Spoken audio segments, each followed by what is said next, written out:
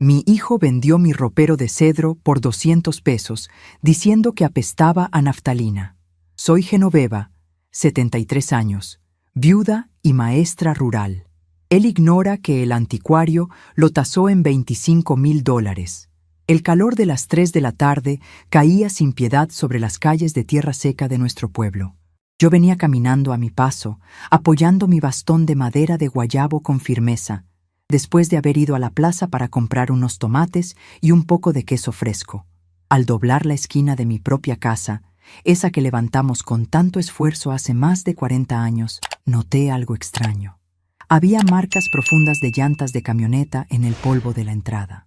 El portón negro de hierro estaba abierto de par en par y un rastro de aserrín viejo y pelusas manchaba el piso de mosaicos del corredor. Entré con un presentimiento frío instalándose en mi estómago. No necesité dar muchos pasos para confirmar mi sospecha. La puerta de mi habitación estaba abierta. El espacio contra la pared del fondo, donde durante décadas había descansado la pieza más importante de mi vida, estaba vacío. En su lugar solo quedaba un rectángulo de pintura más clara en la pared y unos rayones horribles en el piso de madera. El aire en el cuarto se sentía distinto, despojado. Faltaba esa presencia imponente. Mi hijo Mauricio y su esposa Fabiola estaban en la cocina. Podía escuchar el tintineo de los vasos y sus risas flojas. Caminé hacia allá, sintiendo cómo el enojo me enderezaba la espalda, borrando cualquier rastro de cansancio o de mis dolores en las rodillas. Mauricio estaba sentado a la mesa de peltre, alisando con las manos unos billetes arrugados. Eran billetes de baja denominación, sucios y gastados. Fabiola, con su bata de seda barata que siempre olía a perfume dulce y empalagoso, se pintaba las uñas de un rojo escandaloso. «¿Dónde está mi ropero?», pregunté. Mi voz no tembló. Nunca lo ha hecho. Fui maestra rural durante 45 años. Aprendí a dominar salones llenos de 50 niños revoltosos solo con el tono de mi voz. Mauricio dio un respingo, soltando los billetes sobre la mesa. Me miró con esa sonrisa a medias, esa expresión de muchacho malcriado que nunca se le quitó, a pesar de tener ya casi 50 años y el pelo raleando. «Ay, mamá, no empieces a hacer drama», dijo, restándole importancia con un movimiento de la mano. Pasó el chatarrero, el don Roque, y se lo llevó. Te hice un favor. Ese mueble apestaba a naftalina y a encierro. Nadie quiere antigüedades hoy en día. Ocupaba media recámara. Con ese espacio libre, hasta te podemos poner una televisión de pantalla plana para que veas tus novelas. Fabiola ni siquiera levantó la vista de sus uñas, pero sopló sobre ellas y añadió con su tono chillón habitual. Mauricio tiene razón, doña Genoveva. Ese trasto viejo daba mal aspecto. Ya está todo apolillado. Hay que modernizar la casa. Además, nos dio 200 pesos por la madera. Sirven para comprar los refrescos de la semana. 200 pesos. Miré los billetes sobre la mesa. 200 miserables pesos por el trabajo de toda una vida, por la obra maestra de mi esposo. Fermín, mi difunto marido, no era un carpintero cualquiera. Era un artesano de los que ya no existen. Un hombre que entendía el alma de la madera. En el año 1968, cuando recién nos casamos y nos vinimos a vivir a este pueblo rodeado de montañas, él se pasó 6 meses trabajando en ese ropero. Había conseguido la mejor madera de cedro rojo de la región. Yo me sentaba en una silla de mimbre a verlo trabajar en el patio. Recuerdo el olor intenso y dulce del cedro recién cortado, el sonido rítmico de la garlopa, la paciencia con la que lijaba cada borde hasta dejarlo suave como la seda. Fermín había tallado a mano las puertas. No eran tablas lisas y aburridas. Había esculpido en relieve las ramas de los cafetales que crecían en la ladera de nuestro pueblo y en el centro 2 quetzales entrelazados. Cada detalle, cada pluma de las aves, cada vena de las hojas, había sido tallado con formones finos a la luz de un quinqué cuando se iba la electricidad. Ese ropero no era un mueble para guardar ropa vieja. Era una carta de amor escrita en madera de cedro. Era el lugar donde guardé los zapatitos de Mauricio cuando era bebé, donde colgué mis vestidos de maestra y donde atesoré el traje oscuro con el que enterramos a Fermín hace 15 años. Y ahora, mi propio hijo lo había vendido para comprar refrescos. La rabia que sentí no era una explosión de llanto, No soy una mujer de lágrimas fáciles. Las mujeres de mi generación en este pueblo aprendimos a tragarnos el llanto para poder seguir caminando. Lo que sentí fue una claridad helada, una furia blanca, silenciosa e implacable. «Ese ropero era mío, Mauricio», le dije, sosteniéndole la mirada hasta que él tuvo que apartar la suya. «Era de tu padre». «Mamá, por favor», bufó él, levantándose y metiéndose los billetes al bolsillo del pantalón. «La casa ya está a mi nombre, y todo lo que está adentro es de la familia. Hay que ser prácticos. Ya estás mayor, te apegas a puras chácharas inútiles. Al rato se te pasa el coraje. Ven, siéntate a tomar un vaso de agua». Me di la vuelta en silencio. No valía la pena discutir. Discutir con la ignorancia es como intentar barrer el desierto. Mientras caminaba de regreso a mi habitación vacía, escuché a Fabiola murmurar a mis espaldas: «Ay, los viejos y sus manías. Todo lo quieren guardar, pura basura». Entré a mi cuarto y cerré la puerta. Me acerqué al espacio vacío en la pared. Todavía podía oler el cedro. No era naftalina, como decía el idiota de mi hijo. Era el olor natural de la madera fina, un aroma que la madera corriente jamás tendría y que los tableros de plástico que a ellos les gustan jamás igualarían. Me senté en el borde de mi cama y respiré hondo, dejando que el latido acelerado de mi corazón volviera a su ritmo normal. Fui hasta mi pequeño escritorio junto a la ventana. Allí tengo una caja de madera incrustada de nácar que Mauricio y su esposa siempre han ignorado porque es muy pequeña para llamarles la atención. Adentro guardo mi única colección, mi verdadero vicio secreto, mis plumas fuente. A lo largo de mis años como maestra, cada vez que ahorraba un poco, compraba una pluma antigua. Tengo varias, algunas de marcas alemanas, otras americanas, todas con plumines de oro o acero brillante. Tomé mi favorita, una pluma de los años 40 de cuerpo negro y detalles dorados. Sentir su peso frío y equilibrado en mi mano derecha siempre me ha devuelto el centro, recordándome quién soy, la profesora Genoveva, la mujer que enseñó a leer a la mitad del ayuntamiento, incluyendo al actual presidente municipal. Mientras acariciaba el capuchón de la pluma, mi mente viajó a un mes atrás, un recuerdo que Mauricio y Fabiola desconocían por completo. Había sido un martes por la mañana. Ellos se habían ido a la ciudad vecina a buscar unos repuestos para su coche viejo, dejándome sola en casa. Ese día tocaron a la puerta. Era un hombre de ciudad, vestido con una guayabera impecable y pantalones de lino. Se presentó como el señor Valcárcel, un anticuario que recorría los pueblos de la sierra buscando libros antiguos y primeras ediciones. Alguien en la plaza le había dicho que la vieja maestra Genoveva tenía una biblioteca considerable. Lo dejé pasar y le ofrecí un café. Mientras revisaba los estantes de mi sala, me pidió pasar al pasillo para ver si tenía más libros en los cuartos. Fue entonces cuando, desde la puerta abierta de mi habitación, vio el ropero de cedro. Recuerdo cómo el señor Valcárcel se detuvo en seco. Dejó caer su maletín de cuero al suelo. Sus ojos se abrieron como los de un niño frente a un milagro. Pidió permiso para acercarse, sacó unos lentes de lectura del bolsillo de su camisa y examinó las puertas talladas durante casi 20 minutos. Pasó sus dedos limpios por las hojas de café de madera, inspeccionó las bisagras de hierro forjado a mano, olió el interior. Cuando finalmente se giró hacia mí, estaba pálido, casi sudando de la emoción. «Señora Genoveva», me dijo con la voz un poco temblorosa, «llevo 30 años en este negocio. He visto piezas coloniales y réplicas en toda América Latina. Lo que usted tiene aquí no es solo un mueble, es una obra maestra de ebanistería. La calidad del relieve, la técnica de ensamblaje sin clavos modernos, la pureza del cedro rojo. Esto pertenece a un museo o a una colección privada de muy alto nivel». Le sonreí, recordando las manos callosas de Fermín. Le dije que mi esposo lo había hecho. Valcárcel sacudió la cabeza, maravillado. «Su esposo era un genio, señora. Si usted alguna vez decide vender esta pieza, y se lo digo con total honestidad porque sería un pecado engañarla, yo tengo clientes en la capital que pagarían sin pestañear $25,000 por él. Quizá más en una subasta. $25,000. En nuestro pueblo, esa cantidad de dinero era suficiente para comprar 2 casas de buen tamaño o un terreno enorme. Le agradecí al señor Valcárcel. Le dije que el ropero tenía demasiado valor sentimental y que no planeaba venderlo. Él lo entendió. Me dejó una tarjeta de presentación muy elegante, impresa en papel grueso, y me hizo prometerle que si algún día cambiaba de opinión, lo llamaría a él primero.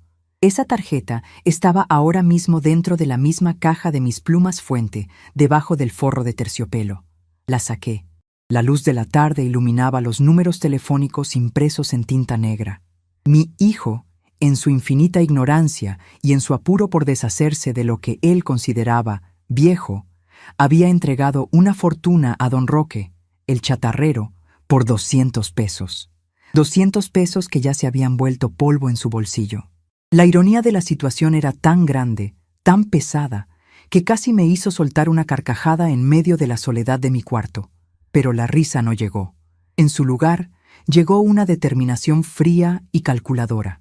Mauricio y Fabiola llevaban años tratándome como a un estorbo. Desde que cometí la estupidez de poner las escrituras de la casa a nombre de mi hijo, creyendo que así le evitaba problemas legales en el futuro, me habían ido arrinconando. Primero, me quitaron la sala grande para poner sus muebles baratos de aglomerado. Luego, me prohibieron recibir a mis exalumnos en el patio porque hacían mucho ruido.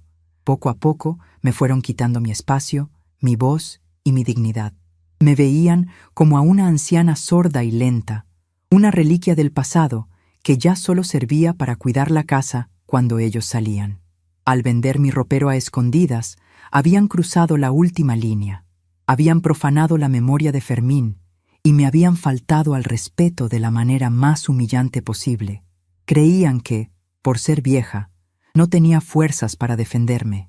Creían que la vejez es sinónimo de debilidad y de resignación. Qué equivocados estaban. La vejez, cuando se tiene la mente clara, no es debilidad, es paciencia. Es saber jugar las cartas sin mostrar la mano. Yo había enseñado a leer a este pueblo entero. Sabía perfectamente cómo construir una frase, cómo armar una historia y, sobre todo, cómo enseñar una lección que no se olvida jamás. No iba a salir a la cocina a gritarles la verdad. No iba a decirles que acababan de regalar $25,000. Eso sería darles la oportunidad de correr a buscar a don Roque e intentar recuperar el mueble para venderlo ellos mismos y quedarse con el dinero.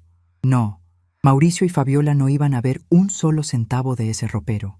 El dinero no me importaba tanto como la justicia, pero me di cuenta de que el dinero sería mi herramienta para recuperar mi libertad y mi lugar en el mundo. Guardé mi pluma fuente, cerré la caja de madera de nácar y me puse de pie. Alicé la falda de mi vestido gris oscuro. Agarré mi bastón de madera de guayabo y salí de mi cuarto, caminando con paso firme por el pasillo. Pasé de largo la cocina. Escuché a Mauricio decir con la boca llena de comida: «¿A dónde vas, mamá? Ya no tarda en oscurecer». No le respondí. Seguí mi camino hasta el pequeño recibidor de la entrada, donde teníamos el viejo teléfono de disco negro que yo misma había insistido en conservar. Me senté en la silla de madera junto a la mesita del teléfono. Afuera, las chicharras comenzaban su canto ensordecedor, anunciando el fin de la tarde.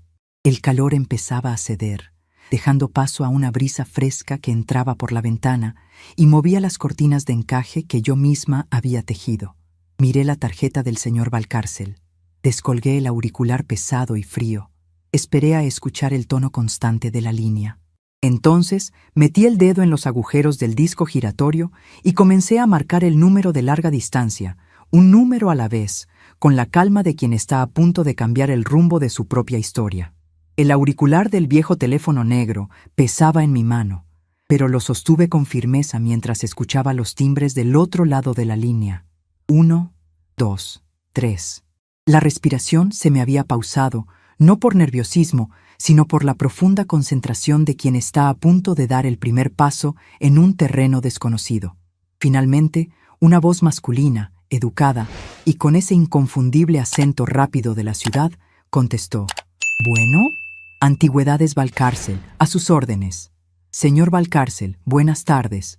Habla la profesora Genoveva desde el pueblo. No sé si me recuerde.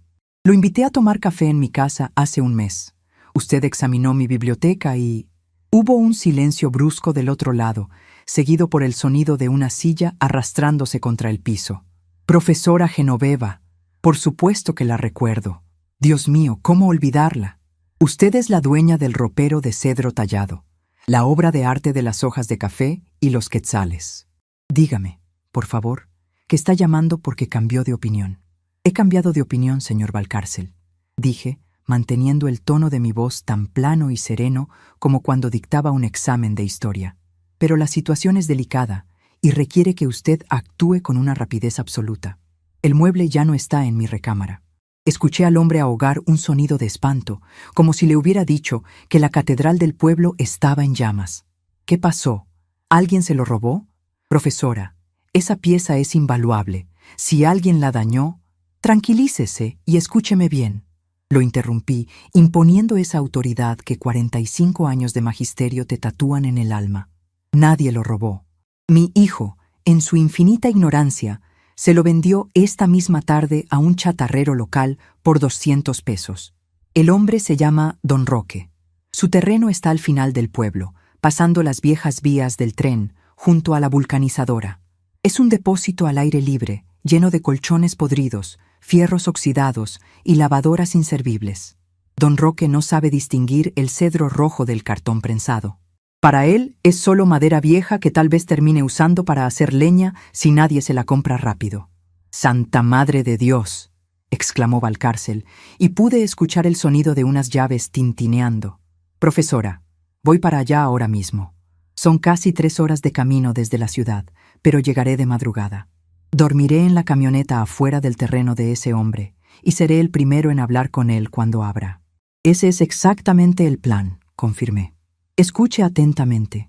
Usted no debe mostrar demasiado interés.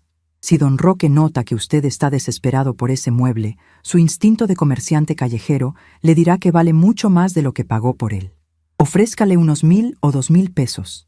Hágale creer que le está haciendo un favor al llevarse ese armatoste pesado. Él aceptará feliz de la vida, creyendo que hizo el negocio del mes. Soy un profesional en esto, doña Genoveva. Sé cómo manejar a esa clase de vendedores, pero ¿y usted? ¿Cuál es nuestro arreglo? Porque le prometí que ese mueble vale miles de dólares y yo soy un hombre de palabra. No pienso aprovecharme de esta desgracia para robarle a usted.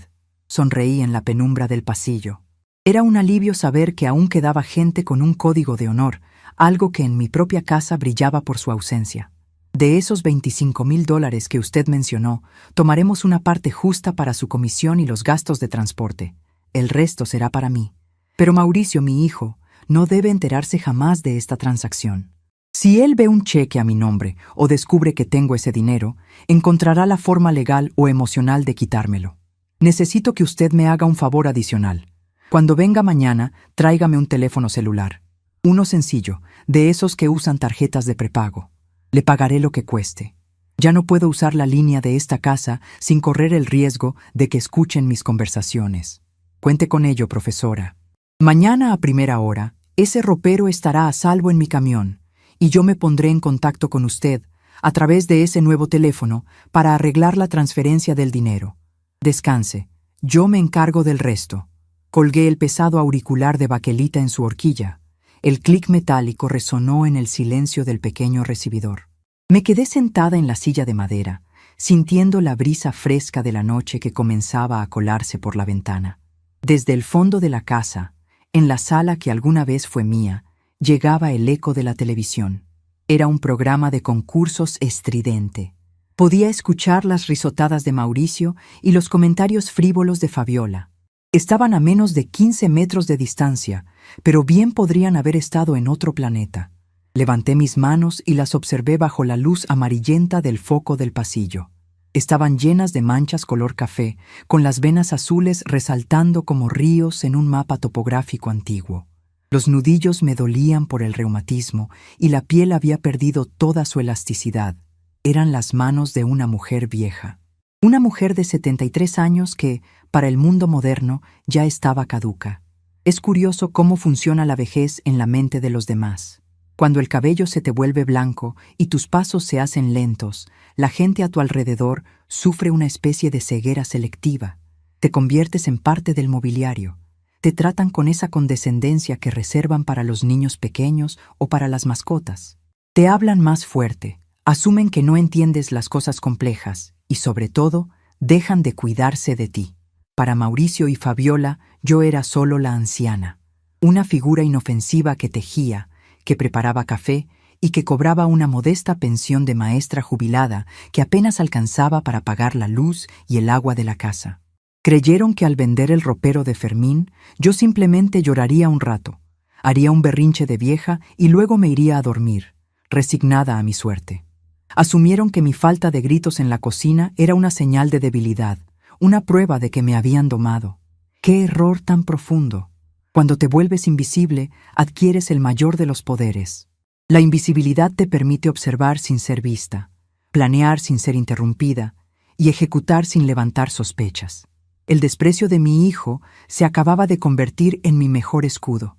No sabían que detrás de esta fachada de abuela cansada, el cerebro de la profesora Genoveva funcionaba con la misma precisión implacable con la que solía reprobar a los holgazanes en la escuela.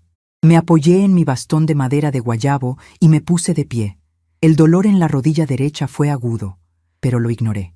Tenía trabajo que hacer. Caminé de regreso a mi habitación, cerrando la puerta con cuidado para que el pestillo no hiciera ruido. Fui directo a mi escritorio. Abrí mi cajita de madera incrustada de nácar y saqué mi pluma fuente negra de los años 40. También saqué una libreta pequeña, de tapas de cartón duro, donde antes anotaba las calificaciones de mis alumnos. Me senté frente a la ventana, encendí la pequeña lámpara de lectura y destapé la pluma. El olor a tinta fresca siempre ha sido, para mí, el aroma de las ideas cobrando forma. Necesitaba evaluar mis recursos. Tenía de mi lado al señor Valcárcel, que en ese mismo momento debía estar conduciendo por la carretera de la sierra para rescatar el legado de Fermín. Tenía la ventaja de la sorpresa, porque mis enemigos vivían bajo el mismo techo, confiados en su propia ignorancia. Pero me faltaba una pieza crucial en el tablero de ajedrez, un lugar seguro para ocultar el dinero. En nuestro pueblo, el secreto es una ilusión. Si Valcárcel me entregaba un cheque de caja y yo iba a depositarlo a la única sucursal bancaria del municipio, el desastre sería inminente. El gerente del banco era compadre de Mauricio y el cajero principal era primo hermano de Fabiola. Antes de que el dinero tocara la cuenta, mi hijo ya estaría pateando la puerta de mi cuarto, exigiendo explicaciones y reclamando que, como yo era una anciana senil, él debía administrar esa fortuna por mi propio bien. Me llevarían a un notario, me presionarían, me harían la vida imposible hasta dejarme en la calle. No, el dinero no podía entrar a este pueblo. Tenía que ir a otro lado. Apoyé el plumín de oro sobre el papel y la memoria me trajo la solución con la claridad de un relámpago. Arturo Mendoza. Arturo había sido mi alumno hace más de 30 años. Era un chiquillo pecoso, desnutrido, que venía caminando desde una ranchería lejana. Siempre traía los pantalones remendados y unos guaraches de llanta que no lo protegían del frío del invierno. Los otros niños se burlaban de él, pero Arturo tenía una mente brillante. Entendía las matemáticas con una naturalidad que a mí misma me asustaba. Recuerdo el día en que su padre, un hombre endurecido por el trabajo en el campo y por el alcohol, fue a la escuela para sacarlo de clases. Quería ponerlo a trabajar en la siembra, diciendo que los libros no daban de comer. Yo me planté frente a ese hombre. Le dije que si se llevaba a Arturo, yo misma me encargaría de traer a las autoridades estatales. Le ofrecí pagar de mi propio bolsillo los útiles, los uniformes y los zapatos del niño, a cambio de que lo dejara terminar la escuela primaria y la secundaria. El hombre aceptó por pura avaricia, para no tener que mantenerlo. Yo le compré a Arturo sus primeros zapatos de cuero puro. Yo lo preparé para el examen de admisión a la preparatoria en la capital del estado, y le di el dinero para su pasaje de autobús el día que se marchó. Arturo nunca lo olvidó. Cada día del maestro, sin falta, recibía una tarjeta suya. Con los años, el niño de los guaraches de llanta se graduó de contador y luego ascendió en el mundo financiero. Hoy en día, Arturo Mendoza era el director regional de un importante banco en la ciudad vecina, a 80 kilómetros de aquí. Escribí su nombre en la libreta con caligrafía perfecta. Arturo sería mi bóveda, mi fortaleza. Él abriría una cuenta a mi nombre, blindada, donde solo mi firma y mi voz tuvieran autoridad. Valcárcel le transferiría los fondos directamente a él. Todo se haría fuera del alcance y del conocimiento de Mauricio. Una vez que el dinero estuviera asegurado, vendría la fase más importante de mi plan, la fase de mi propia liberación. Escribí en la hoja: el derecho a la vida propia. Hace 10 años, cuando enviudé y me sentí vulnerable, cometí la mayor estupidez de mi vida. Fui a la notaría y puse las escrituras de esta casa a nombre de Mauricio. Él me convenció diciendo que así nos ahorraríamos los problemas de un juicio testamentario cuando yo faltara. «Es solo un papel, mamá», me dijo con su sonrisa fácil. «Esta siempre será tu casa». ¡Qué mentira tan amarga! Desde que firmé ese documento, me fui convirtiendo en una inquilina no deseada. Poco a poco me fueron quitando espacio. Primero fue la sala de costura, que convirtieron en un cuarto para sus tiliches. Luego me prohibieron sentarme en el corredor principal, porque a Fabiola le molestaba que mis exalumnos vinieran a visitarme y ensuciaran el piso con lodo. Finalmente me relegaron a esta habitación al fondo de la casa, tratándome como a un fantasma molesto al que solo toleraban porque les pagaba los recibos de la luz. Si Mauricio hubiera sido un buen hijo, o al menos un hombre trabajador, tal vez yo hubiera intentado pelear legalmente por revocar la donación de la casa. Pero, ¿para qué? Mientras miraba a mi alrededor, me di cuenta de la verdad. Esta casa ya no era el hogar que Fermín y yo construimos. Era un cascarón vacío y decadente. Mauricio era un holgazán que trabajaba a ratos en un taller mecánico y se gastaba el poco dinero en cervezas. Fabiola vivía soñando con lujos baratos que veía en las revistas. Ninguno de los dos sabía lo que significaba el esfuerzo. Por eso la casa se estaba cayendo a pedazos. Las tuberías del baño principal estaban oxidadas y goteaban constantemente. El techo de la sala, justo encima de su preciada televisión, tenía una filtración inmensa que la humedad estaba carcomiendo mes con mes. Las vigas de madera del patio estaban infestadas de termitas porque a Mauricio le dio pereza aplicarles el veneno que yo misma compré hace un año. Con $25,000, equivalentes a casi $500,000, yo no necesitaba pelear por estas ruinas. Yo tenía el poder de empezar de nuevo. Podía comprarme una pequeña casa en el fraccionamiento nuevo que habían construido para maestros jubilados a las afueras de la capital del estado. Una casa limpia, luminosa, sin escaleras, con un pequeño jardín donde pudiera plantar mis rosales sin que nadie me gritara por ensuciar el piso. Podía pagar a una enfermera o a una muchacha de servicio para que me ayudara cuando mis rodillas no quisieran responder. Podía ir al teatro, comprar libros nuevos y tomar café en tazas de porcelana, no en los vasos de plástico rayados que Fabiola me dejaba en la cocina. El plan era perfecto en su fría geometría. Yo desaparecería de sus vidas, llevándome conmigo el único ingreso constante que mantenía a flote este barco hundiéndose. Los dejaría solos con su casa a su nombre. Los dejaría con las tuberías rotas, con el techo pudriéndose y con los recibos acumulándose debajo de la puerta. Ellos habían vendido el talento, el amor y el legado de su padre por $200 para comprar refrescos. Habían despreciado mi presencia y mi dignidad. Pues bien, ahora tendrían lo que tanto querían, la casa para ellos solos, sin la vieja estorbando. Cerré la libreta y le puse la tapa a mi pluma fuente. El roce del metal produjo un sonido agudo y definitivo en el silencio de la habitación. Me acerqué a la pared vacía donde hasta hace unas horas estaba el ropero de cedro. Pasé mi mano arrugada por los rasguños que los cargadores de Don Roque habían dejado en la pintura al llevárselo a la fuerza.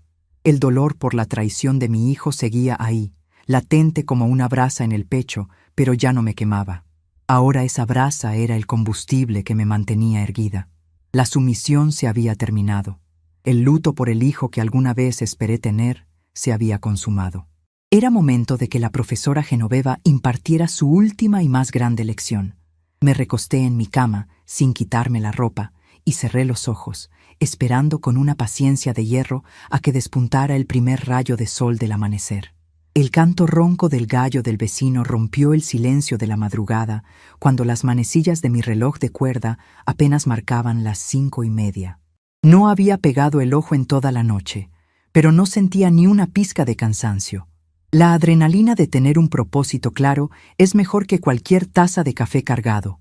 Me levanté en la penumbra. Me lavé la cara con agua fría en el pequeño lavabo de mi cuarto y me puse un vestido de algodón limpio. Tomé mi bastón de madera de guayabo y salí de la habitación con el sigilo de un gato viejo. Al pasar por el pasillo, escuché los ronquidos pesados de Mauricio y la respiración silbante de Fabiola. Dormían con la tranquilidad de los ignorantes, ajenos a la tormenta que se estaba gestando bajo su propio techo.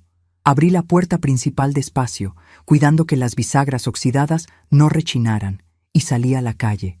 El aire de la mañana estaba fresco y olía a tierra húmeda y a humo de leña. Caminé a paso constante hacia la plaza principal del pueblo. A esa hora, solo los panaderos y las mujeres que barrían los frentes de sus casas estaban despiertos. Me senté en una banca de hierro forjado frente a la iglesia, justo al lado del kiosco despintado, y esperé.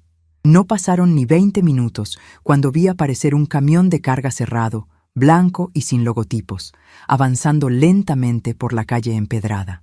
Se estacionó a unos metros de la plaza. La puerta del conductor se abrió y bajó el señor Valcárcel.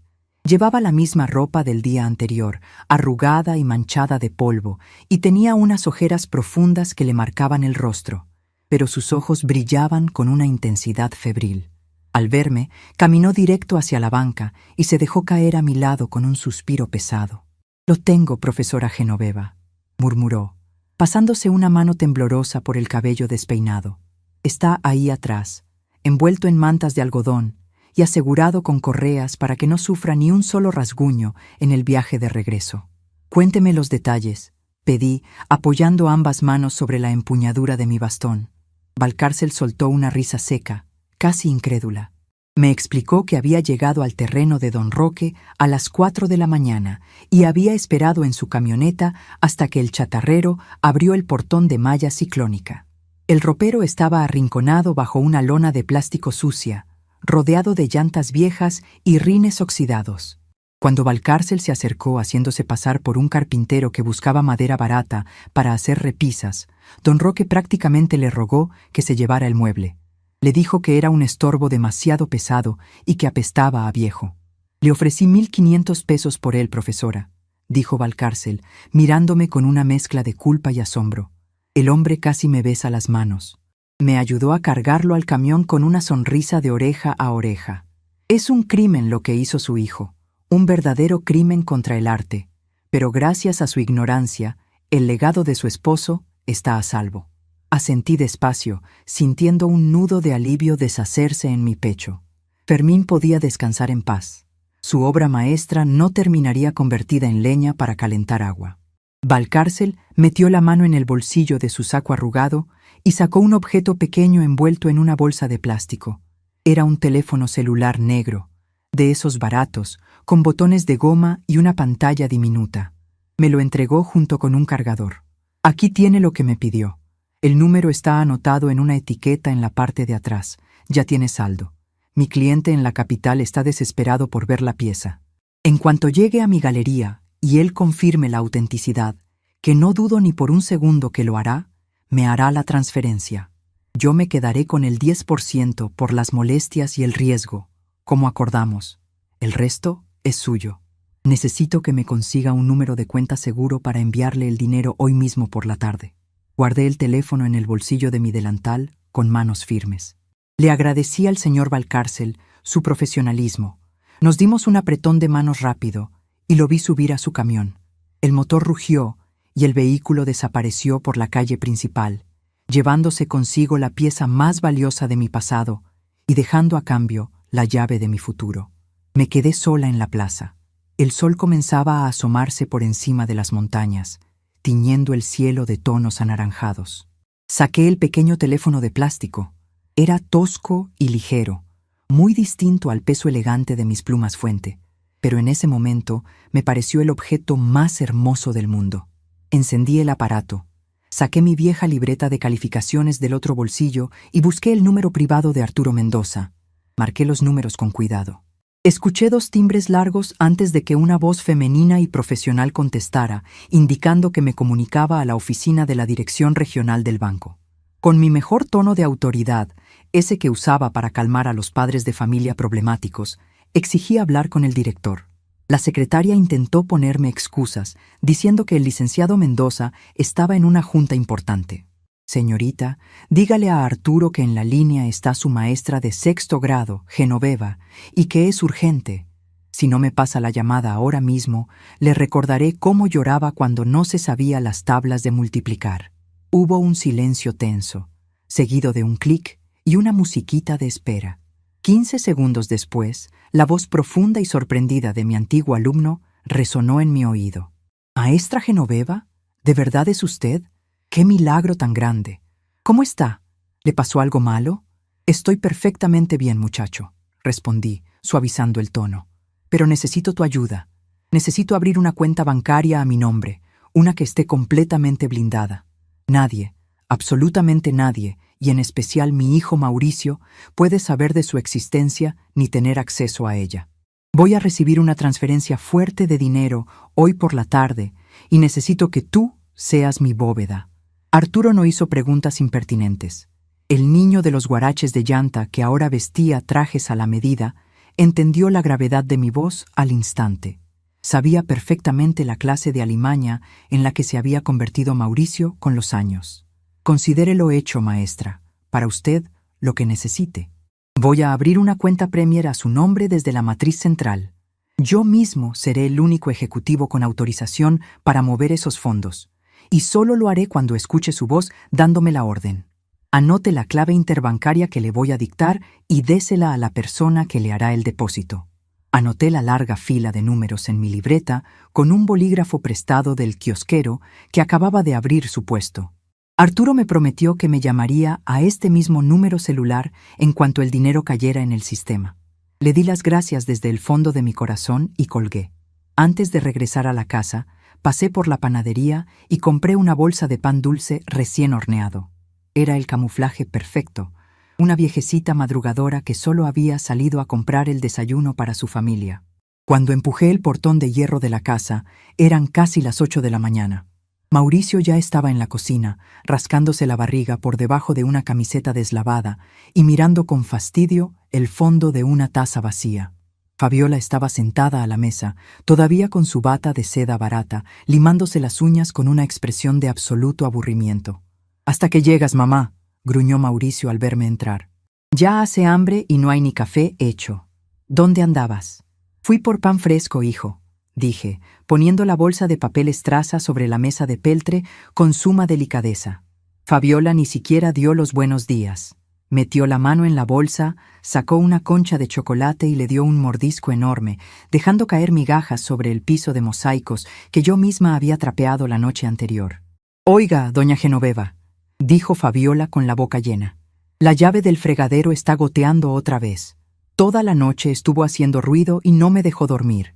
A ver si con el dinero de su pensión llama al plomero hoy mismo, porque si el agua se sale, me va a arruinar las cajas de zapatos que tengo ahí abajo». Mauricio asintió, dándole un trago a un vaso de leche fría. «Sí, mamá. Y ya que andas en esas, ayer vino el del recibo de la luz. Son 800 pesos. Ya sabes que ando corto porque el taller mecánico no ha tenido clientes. Ahí te encargo que lo vayas a pagar al rato que vayas al centro, para que no nos corten el servicio». Los miré a los dos. Estaban sentados en mi cocina, comiendo el pan que yo había comprado, exigiéndome que usara mi miseria de pensión para arreglar los desperfectos de una casa que ellos dejaban pudrirse por pura pereza, y cobrándome la luz de los televisores y ventiladores que solo ellos usaban. Un día antes, esta escena me habría provocado una úlcera del coraje. Hoy, en cambio, sentí una paz helada y reconfortante. Era la paz de quien sabe que el verdugo ya tiene la soga al cuello sin darse cuenta. «Claro que sí, Mauricio», respondí con una voz tan mansa que casi me di asco a mí misma. «Dame el recibo. Yo voy a pagarlo. Y no te preocupes por el fregadero, Fabiola.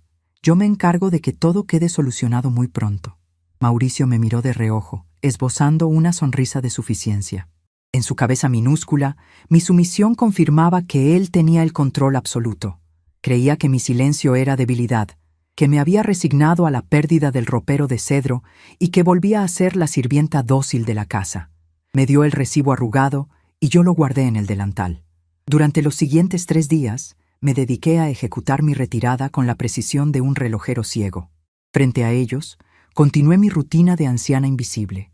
Barrí el patio, lavé sus platos sucios y me senté en mi mecedora a tejer en silencio mientras ellos veían sus programas de concursos a todo volumen en la sala. Pero dentro de mi habitación, la historia era otra. Saqué del fondo de mi closet una maleta de cuero resistente, una que Fermín me había regalado en nuestro 10º aniversario. No era grande, pero tenía el tamaño perfecto para guardar lo que verdaderamente importaba. Con movimientos metódicos y silenciosos, comencé a empacar. No me interesaba llevarme sábanas, ni adornos, ni la ropa vieja que acumulaba polvo. Solo guardé lo esencial: mis 2 vestidos de mejor corte, un par de zapatos cómodos, mis suéteres de lana y mis documentos personales. Luego fui a mi escritorio. Tomé mi cajita de madera incrustada de nácar y acomodé con reverencia mis plumas fuente en su interior. Esas plumas representaban mis años de esfuerzo, de madrugadas corrigiendo exámenes a la luz de las velas, de enseñar a leer a generaciones enteras. También guardé una pequeña caja de terciopelo que contenía las argollas de matrimonio mías y de Fermín, y la medalla al mérito docente que me dio el gobernador hace 20 años. Todo cabía perfectamente en la maleta de cuero. Cuando terminé, la deslicé debajo de mi cama, oculta detrás de una colcha larga. El cuarto parecía intacto, pero en realidad yo ya no vivía ahí. Mientras tanto, la casa parecía sentir mi inminente partida y comenzó a cobrarles factura a sus nuevos dueños. La tarde del tercer día, una tormenta de verano cayó sobre el pueblo con furia. El techo de la sala, que Mauricio se había negado a impermeabilizar por pura flojera, cedió ante la presión del agua. Estaba en mi cuarto cuando escuché el grito agudo de Fabiola. Salí al pasillo y la vi parada en medio de la sala, con las manos en la cabeza. Una gotera del grosor de un dedo caía directamente sobre su preciada televisión de pantalla plana y salpicaba sus muebles de aglomerado, que ya comenzaban a hincharse como esponjas baratas. «¡Mauricio! ¡Haz algo! ¡Se nos está inundando la casa!», chillaba ella, corriendo a buscar cubetas de plástico. Mauricio llegó corriendo desde el patio, tropezando con sus propias sandalias, y empezó a poner trapos en el piso, maldiciendo en voz alta. Me vio parada en el umbral del pasillo, apoyada en mi bastón, observando el caos con el rostro inexpresivo. «¡Mamá!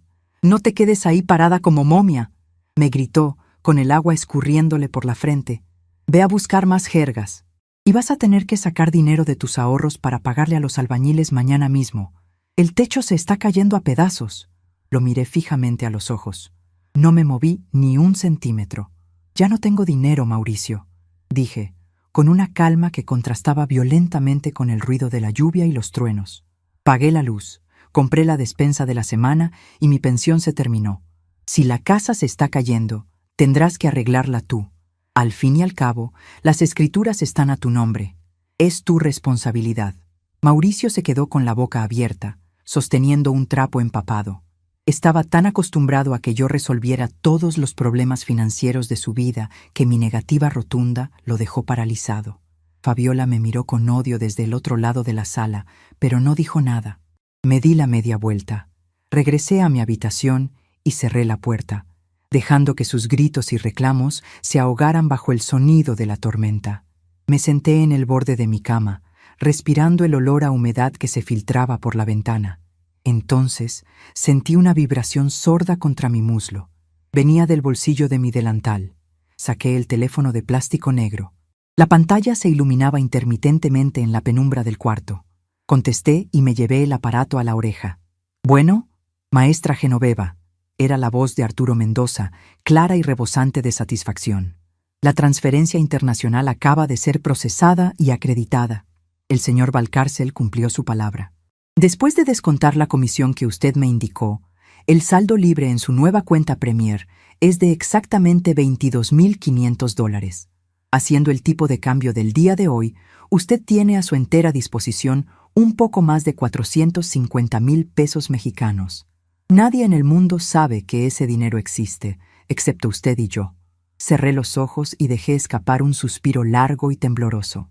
El peso de la humillación, del miedo a la vejez desvalida y de la tiranía de mi propio hijo se desvaneció en el aire del cuarto como si nunca hubiera existido. Gracias, Arturo. Mañana a primera hora tomaré un autobús hacia la ciudad para firmar los papeles en tu oficina. Aquí la espero, maestra, con un café de olla, como a usted le gusta. Colgué el teléfono y lo guardé en el bolsillo. Me puse de pie y caminé hasta el pequeño espejo que colgaba sobre mi cómoda. La mujer que me devolvió la mirada ya no era la viuda encorvada y derrotada que lloraba en silencio. Era la profesora Genoveva, una mujer que acababa de comprar su libertad en efectivo y que estaba lista para ver arder el imperio de cartón de sus enemigos. La trampa estaba cerrada y ellos ni siquiera se habían dado cuenta de que estaban atrapados. La mañana siguiente amaneció con un olor a lodo y a desgracia dentro de la casa. Salí de mi habitación a las 7 en punto, apoyada en mi bastón de madera de guayabo, con mi bolso negro colgado del antebrazo. La sala era un desastre digno de verse. El agua de la tormenta había dejado charcos oscuros sobre los mosaicos, y los muebles de aglomerado barato que Fabiola tanto presumía estaban hinchados en las esquinas, deshaciéndose como galletas remojadas en café. Mauricio estaba en cuclillas, intentando secar su enorme televisor de pantalla plana con una toalla percudida. Murmuraba maldiciones entre dientes, con los ojos inyectados de sangre por la falta de sueño y el coraje. Fabiola, por su parte, caminaba en pantuflas esquivando los charcos, lloriqueando porque la humedad le había arruinado unas revistas de moda que dejó en el suelo. Pasé por su lado sin detener mi marcha. El sonido rítmico de mi bastón contra el piso seco del pasillo los hizo voltear. ¿A dónde vas tan temprano, mamá?, me soltó Mauricio, poniéndose de pie con dificultad. Te dije que hoy venía el albañil a revisar el techo. Necesito que vayas al cajero y saques al menos 5,000 pesos de tu pensión para darle el adelanto. Y vas a tener que ayudarnos a trapear este chiquero. A Fabiola le duelen las lumbares. Me detuve un segundo en el marco de la puerta principal. Lo miré de arriba a abajo, observando su camiseta manchada de sudor y su actitud de pequeño dictador de pacotilla. «Voy a la ciudad, Mauricio», respondí, con un tono tan sereno que pareció desconcertarlo. «Tengo asuntos importantes que atender. El albañil y el techo son problemas del dueño de la casa, y la dueña de las lumbares adoloridas tiene 2 manos perfectamente útiles para exprimir una jerga. Que tengan un buen día». Salí a la calle y cerré el portón de hierro a mis espaldas, cortando de tajo los gritos indignados de mi hijo. El aire de la mañana en el pueblo me llenó los pulmones. Caminé hacia la parada de autobuses que estaba a 3 cuadras, frente a la miscelánea. Compré mi boleto y me subí al primer camión de pasajeros que iba rumbo a la capital del estado. El viaje duró casi 2 horas. Mientras el autobús serpenteaba por las curvas de la sierra, apoyé la cabeza contra el cristal frío de la ventana y me dediqué a observar el paisaje. Durante años, ese mismo trayecto me había parecido un castigo cuando tenía que ir a rogar por mis medicinas a la clínica del gobierno.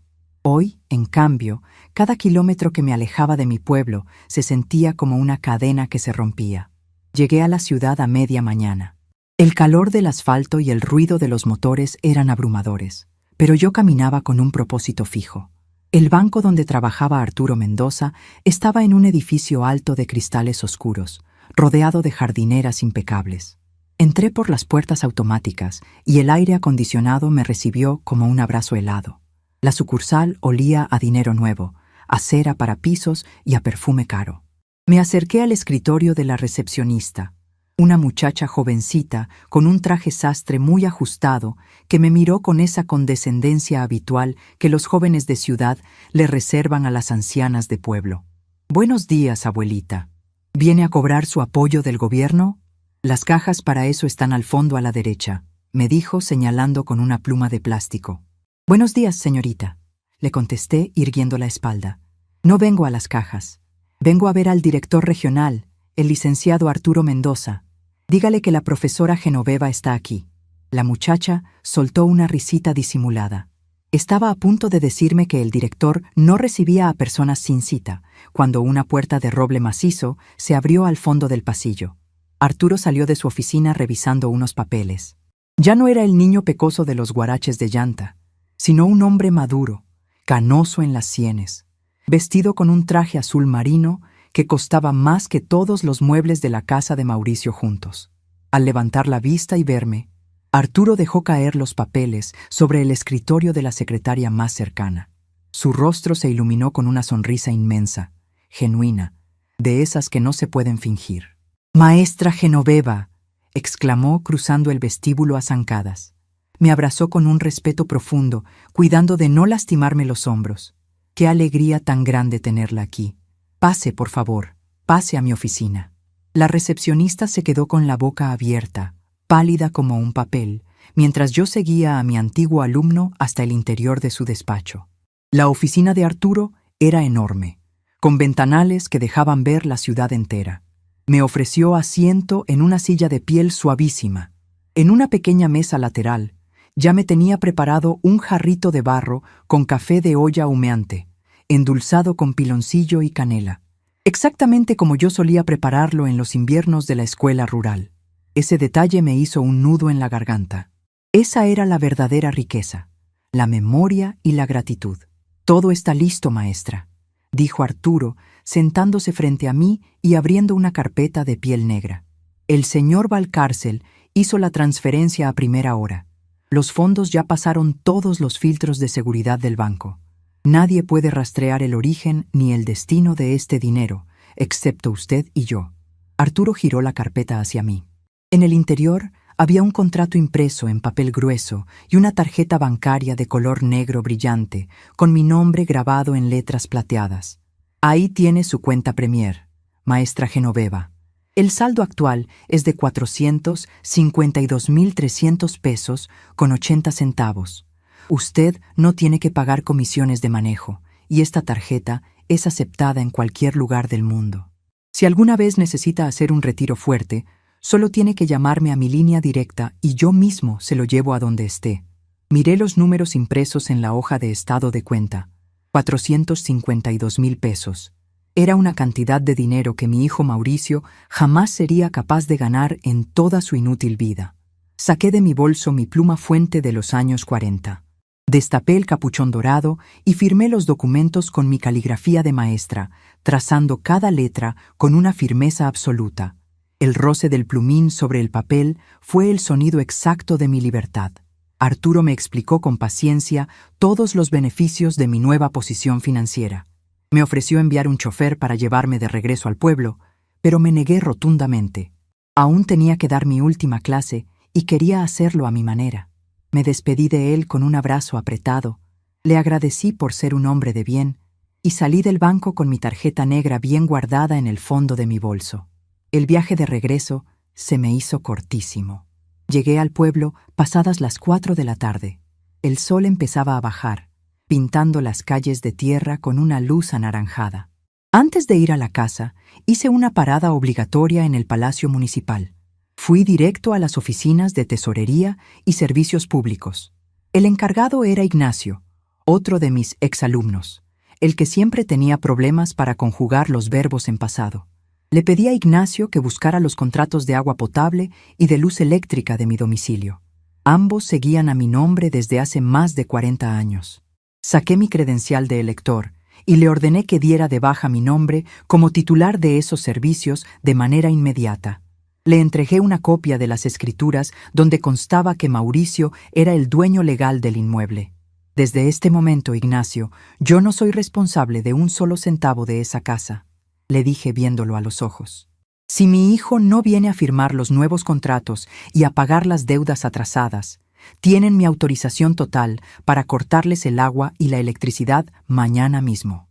Es la ley». Ignacio asintió, selló los papeles con un golpe sordo y me entregó mis comprobantes de cancelación. Todo estaba consumado. Caminé las últimas cuadras hasta mi antigua casa. Al empujar el portón negro de hierro, escuché los gritos desde la calle. Mauricio y Fabiola seguían discutiendo en la cocina. Entré sin hacer ruido y me dirigí directo a mi habitación.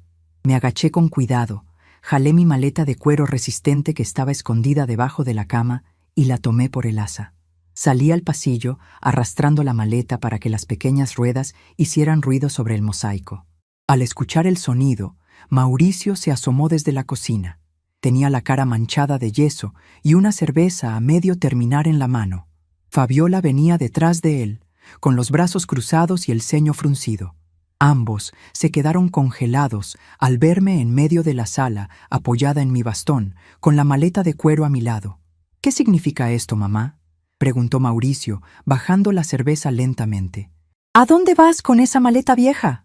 ¿Te volviste loca? El techo de la sala tiene un agujero del tamaño de una sandía y tú te pones a jugar al viaje. Dame el dinero de tu pensión. El albañil está cobrando carísimo». Solté un suspiro corto y negué con la cabeza. Me acerqué a una de las sillas del comedor que había sobrevivido a la gotera y me senté con mucha calma. Crucé las manos sobre la empuñadura de mi bastón de guayabo y los miré a los dos con la misma expresión que usaba cuando descubría a un alumno haciendo trampa en un examen final. No hay pensión, Mauricio. No hay dinero para el albañil, ni para la luz, ni para el agua. Y ciertamente no hay más Genoveva para limpiarles la basura, dije, masticando cada palabra para que les entrara en la cabeza. Me voy de esta casa. Para siempre. Fabiola soltó una carcajada chillona, carente de gracia. «Ay, doña Genoveva, por favor. ¿A dónde se va a ir usted, si apenas puede caminar con ese palo de madera? No tiene a nadie más que a nosotros. Deje de hacer sus dramas de vieja caprichosa. Guarde sus chivas y váyase a la cocina a prepararnos algo de cenar, que todo el día hemos estado lidiando con esta maldita casa». «Esta maldita casa, Fabiola, es toda suya», respondí, ignorando su tono burlón. «Las escrituras están a nombre de Mauricio, así que las goteras, las tuberías podridas y el impuesto predial son problemas suyos. Hoy mismo cancelé los servicios a mi nombre. Mañana amanecerán sin luz y sin agua si no van a pagar». Mauricio dio un paso al frente, con el rostro rojo de furia. «Tú no puedes hacer eso. Eres mi madre. Es tu obligación ayudarme. Además, no tienes ni un peso para irte a ningún lado. Con lo que te da el gobierno no te alcanza ni para pagar un cuarto de hotel barato en la ciudad. Te vas a morir de hambre en la calle». Sonreí. Fue una sonrisa fría, afilada como una navaja de afeitar. «Ah, Mauricio, tienes toda la razón. Con mi pensión no me alcanza para nada. Pero resulta que esta misma mañana acabo de abrir una cuenta bancaria con más de 450,000 pesos en efectivo, un dinero que me pertenece solo a mí y del cual ustedes no verán la sombra ni el día que me muera». El silencio que cayó en la sala fue tan denso que casi se podía cortar con unas tijeras. Mauricio parpadeó varias veces, procesando la cifra astronómica. Fabiola descruzó los brazos, dejando caer la mandíbula inferior. ¿450,000 pesos?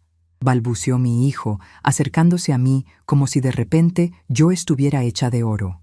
«Mamá, ¿de qué estás hablando? ¿Te sacaste la lotería? ¿Vendiste un terreno que no me dijiste? Ese dinero es de la familia. Nos toca a nosotros». «Ese dinero es el producto de tu inmensa estupidez, hijo mío», le contesté, poniéndome de pie lentamente para quedar frente a él. «¿Recuerdas el ropero de cedro de tu padre? Ese que dijiste que apestaba a naftalina. Ese que aseguraste que era pura basura apolillada. Ese que le vendiste a don Roque, el chatarrero, por 200 miserables pesos para comprarte unos refrescos».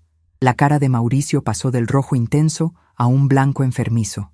Tragó saliva ruidosamente. «Pues resulta, pedazo de ignorante», continué, alzando la voz lo suficiente para que resonara en las paredes húmedas de la sala, que ese ropero era una obra maestra de ebanistería. Un colega anticuario de la ciudad lo había tasado en $25,000.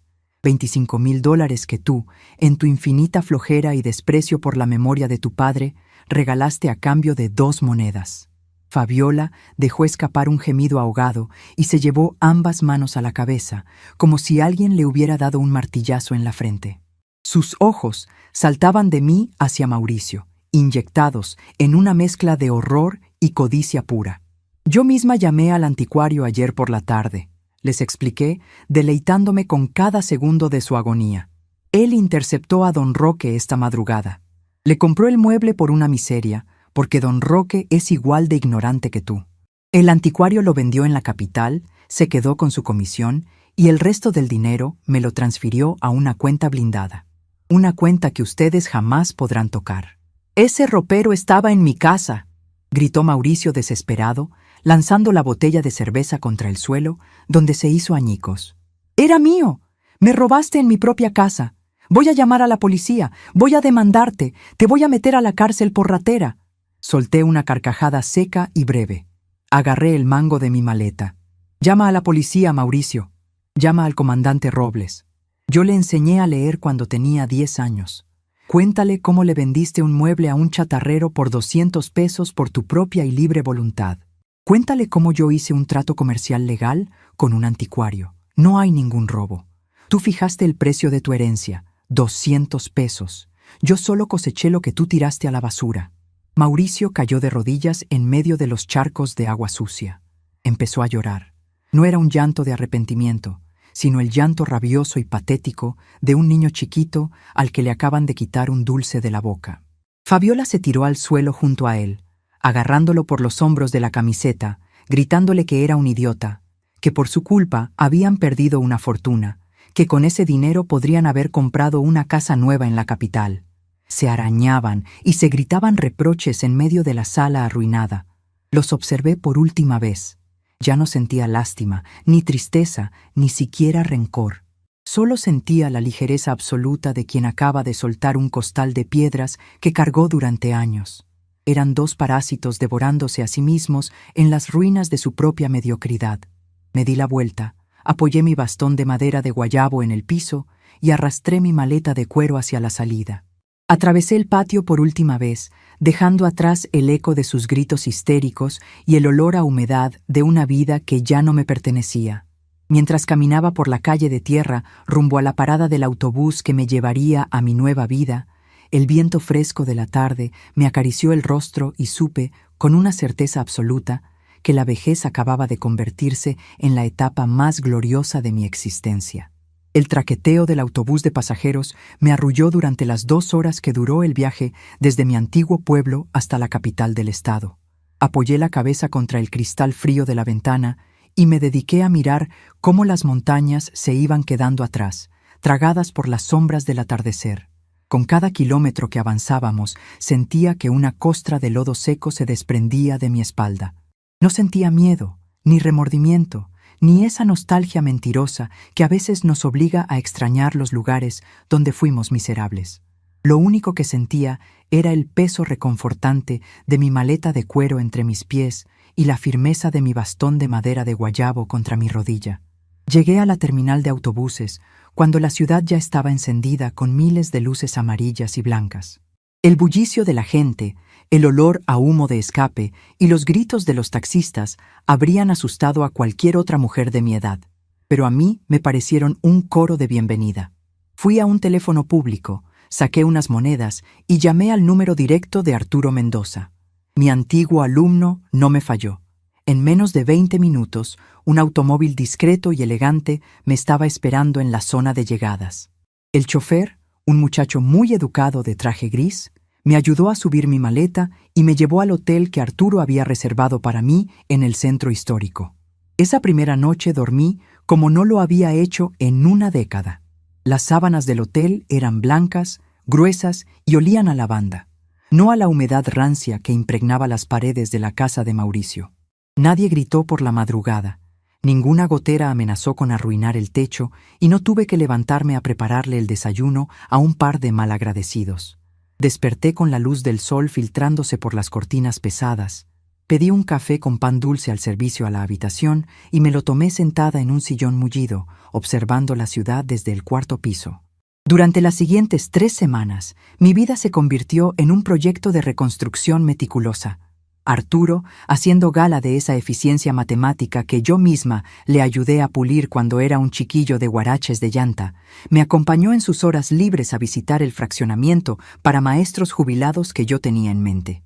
Se llamaba Villas del Magisterio, un conjunto de casas pequeñas pero sólidamente construidas, rodeadas de áreas verdes, calles pavimentadas y, lo más importante, un silencio absoluto.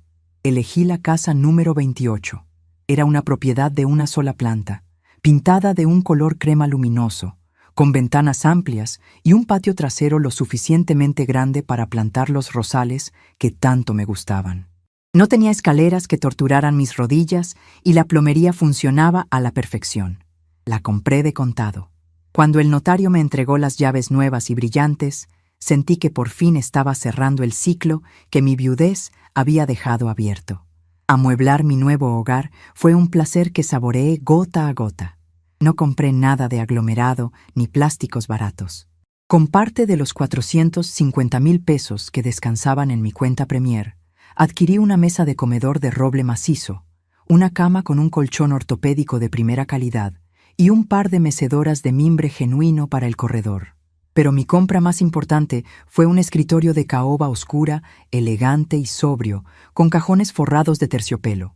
Ahí, en el centro de mi nueva sala, coloqué mi cajita de nácar y acomodé mi colección de plumas fuente.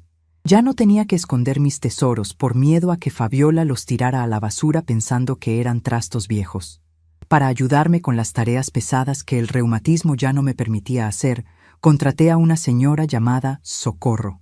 Era una mujer viuda, un poco más joven que yo, de manos trabajadoras y sonrisa honesta. Le pagaba un sueldo justo, le daba sus comidas y la trataba con el respeto que todo ser humano merece. A cambio, Socorro mantenía mi casa brillando, me ayudaba a preparar guisos tradicionales y se sentaba conmigo por las tardes a tomar café. Por primera vez en muchos años, tenía compañía que no me exigía, que no me humillaba y que no me veía como a un mueble viejo. Mientras yo florecía en mi nuevo refugio, las noticias de mi antiguo pueblo comenzaron a llegar como hojas secas arrastradas por el viento. En las comunidades pequeñas, el chisme viaja más rápido que la luz, y mi salida triunfal de la casa de Mauricio se había convertido en la leyenda de la temporada. Fue Ignacio, el encargado de la tesorería municipal y mi exalumno, quien me trajo los detalles unos meses después, cuando vino a la ciudad para hacer unos trámites del ayuntamiento y pasó a visitarme. Se sentó en mi sala, aceptó una taza de café de porcelana y me contó todo con esa mezcla de asombro y burla que a veces tienen los pueblos para cobrar las facturas morales. Según Ignacio, el imperio de cartón de Mauricio y Fabiola se había derrumbado a los pocos días de mi partida. Sin mi pensión para pagar el adelanto del albañil, el agujero en el techo de la sala empeoró con las siguientes tormentas. Tuvieron que vender a mal precio la enorme televisión de pantalla plana de Fabiola para comprar láminas de asbesto y parchar el desastre, pero lo hicieron tan mal que la casa entera olía a lodo estancado. Como yo había cancelado los servicios y ellos no tenían dinero para pagar las deudas atrasadas ni los recargos por reconexión, la Comisión de Luz les cortó el suministro. Pasaron semanas alumbrándose con velas y bañándose a jicarazos con agua que le rogaban a los vecinos. Mauricio intentó ir con la policía local para denunciarme por robo, alegando que yo me había enriquecido ilícitamente con un mueble que estaba en su casa. El comandante Robles, el mismo al que yo le enseñé a leer, casi lo saca a patadas de la comandancia. Le recordó frente a varios oficiales que don Roque, el chatarrero, había declarado a los 4 vientos que Mauricio le rogó que se llevara el ropero de cedro por 200 pesos, firmando incluso un papelito de compraventa en una servilleta. Legalmente, Mauricio había vendido su herencia. Lo que el comprador y yo hiciéramos después con esa madera era un negocio privado en el que él no tenía arte ni parte. La humillación pública fue la verdadera condena de mi hijo. La gente en el mercado, en la plaza y en la panadería se reía de él a sus espaldas y muchas veces en su propia cara. Le decían, el millonario de los 200 pesos. Fabiola, incapaz de soportar la pobreza extrema, la falta de comodidades y las burlas, hizo sus maletas un mes después y se fue a vivir con una hermana a otro municipio, dejando a Mauricio completamente solo en una casa oscura, húmeda y cada vez más ruinosa. Ignacio me contó que Mauricio ahora trabajaba jornadas dobles en el taller mecánico, lleno de grasa de la mañana a la noche, solo para poder tragar y pagar poco a poco las deudas de la casa que tanto presumía como suya. Había envejecido 10 años en unos pocos meses. Escuché el relato de Ignacio sin interrumpirlo. No sonreí con malicia, ni celebré la desgracia de la carne de mi carne. Las mujeres de mi edad ya no estamos para rencores baratos. Sentí, si acaso, una lástima profunda y esterilizada. Mauricio cavó su propia tumba con la pala de su avaricia y su ignorancia. Él creyó que deshacerse del legado de su padre y pisotear la dignidad de su madre era el camino más fácil hacia la comodidad. La vida, como una maestra estricta, le había cobrado la lección al precio más alto posible. Pero lo que más me conmovió de la visita de Ignacio fue enterarme del efecto que mi decisión tuvo en las demás personas mayores del pueblo. Mi acto de rebelión sacudió las conciencias. Ancianos que antes vivían arrinconados en los patios traseros de sus propias familias, cuidando nietos por obligación y entregando sus magras pensiones a hijos abusivos, empezaron a levantar la voz. Doña Carmelita, la costurera viuda, amenazó a sus nueras con vender sus máquinas de coser y largarse a un asilo de paga si no dejaban de robarle su dinero. Don Anselmo, el panadero retirado, fue al notario y revocó los poderes que le había dado a su hijo mayor. Sin quererlo, al defender mi propio derecho a existir, les había recordado a mis contemporáneos que la vejez no es una sentencia de sumisión. Les había enseñado que el respeto no se mendiga, se exige, y que cuando la familia se convierte en tu carcelero, la sangre deja de ser un lazo y se vuelve una cadena que uno tiene el derecho y la obligación de romper. Despedí a Ignacio por la tarde, regalándole una bolsa de galletas finas para su viaje de regreso y pidiéndole que saludara a mis viejos conocidos. Cuando cerré la puerta principal de mi casa, me quedé sola en la tranquilidad absoluta de mi sala. El sol comenzaba a ocultarse, tiñendo las paredes blancas de mi hogar con un tono dorado y cálido. Caminé lentamente hacia mi escritorio de caoba. Mi rodilla derecha protestó un poco, un recordatorio físico de mis 73 años, pero mi espalda se mantuvo recta. Me senté en la silla acolchada, encendí la pequeña lámpara de latón y abrí el cajón principal. Saqué una libreta de hojas gruesas, de esas que huelen a papel recién cortado, y mi pluma fuente negra de los años 40, la misma con la que tracé el inicio de mi libertad. Destapé la pluma y observé el plumín de oro brillar bajo la luz artificial. Pensé en Fermín. Pensé en sus manos ásperas, manchadas de resina, trabajando incansablemente bajo el sol abrasador de 1968. Pensé en la devoción con la que talló cada hoja de café, cada pluma de los quetzales en las puertas de ese ropero de cedro. Fermín no solo construyó un mueble para guardar ropa, construyó un testamento de amor y paciencia. Su obra maestra sobrevivió al desprecio de nuestro propio hijo, viajó a través del país y al final se convirtió en mi salvación. Es una ironía hermosa y terrible. El mueble que Mauricio vendió porque supuestamente apestaba a naftalina y a viejo fue exactamente lo que me permitió oler el aroma de la libertad. La sociedad entera padece de una ceguera crónica cuando se trata de nosotros, los viejos. Nos ven con el cabello blanco, los pasos lentos y la piel arrugada, y asumen automáticamente que nuestras mentes también se han marchitado. Creen que nuestros silencios son pruebas de que ya no entendemos el mundo. Asumen que nuestros objetos, nuestras costumbres y nuestros recuerdos son chatarra sin valor que ocupa espacio en sus modernas y vacías vidas. Pero se equivocan de una manera colosal. La vejez no es el final del camino, ni es una sala de espera oscura donde uno se sienta a aguardar la muerte con las manos cruzadas. La vejez es el destilado más puro de la experiencia humana. Es la etapa donde ya no tienes que pedirle permiso a nadie para ser quien eres. Es el momento en que has visto tantas mentiras, tantas traiciones y tantas bajezas que te vuelves inmune al engaño. Y sobre todo, la vejez te otorga el mayor de los camuflajes, la invisibilidad. Cuando nadie espera nada de ti, tienes la oportunidad perfecta para arrebatarles todo. Acomodé la libreta frente a mí. Esta vez no iba a escribir calificaciones, ni listas de deudas, ni recordatorios de recibos por pagar. Iba a escribir mi propia historia.